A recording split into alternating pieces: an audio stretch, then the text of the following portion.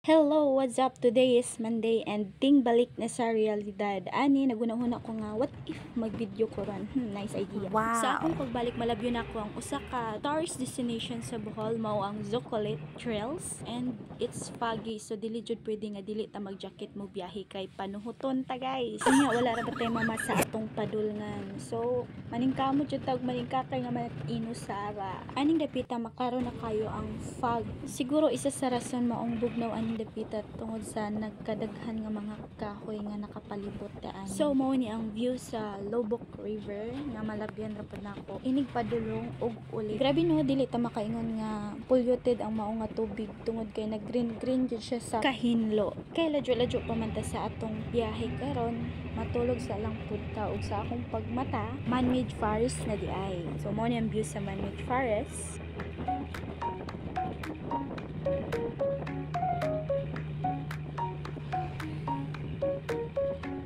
Og paglabay og pila ka segundo na nako sa akong destination, mao ni siya realidad nga giingon ganiha.